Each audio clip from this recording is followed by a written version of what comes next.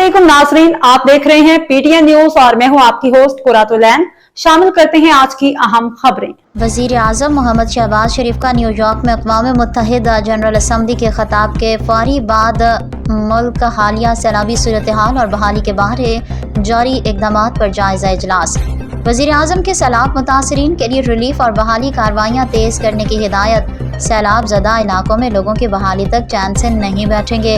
अक़वाम मुत्तहिदा general assembly में मौसमियाती तब्दीली के मुज़र असरात की लपेट में पाकिस्तानियों की आवाज़ दुनिया तक पहुँचाई वज़ीर आज़म।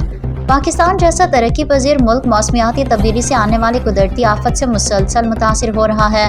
वज़ीर आज़म की वज़ीर मनसूबा बंदी एहसन इकबाल को इमदादी बहाली के ऑपरेशंस की कड़ी निगरानी और इस हवाले से बाकायदगी से जायज़ा इजलास बुलाने की हिदायत।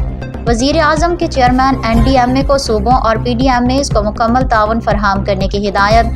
वज़ीर आज़म के हंगामी बुनियादों पर मुतासरा इलाकों में नुकसानात के तखमीने को मुकम्मल करने की हिदायत। सैलाब के बाद फसलों और बुनियादी ढांचे को पहुँचने वाले नुकसानात का तखमीना जल्द अज जल्द मुकम्मल किया जाए ताकि इमदादी कार्रवाइयों और बहाली के लिए जामिया मनसूबा बंदी में आसानी हो। वज़ीर आज़म। न्यूज स्टूडियो से फिलवक्त के लिए इतना ही। मज़ीद खबरों और अपडेट से बाखबर रहने के लिए देखते रहें PTN न्यूज।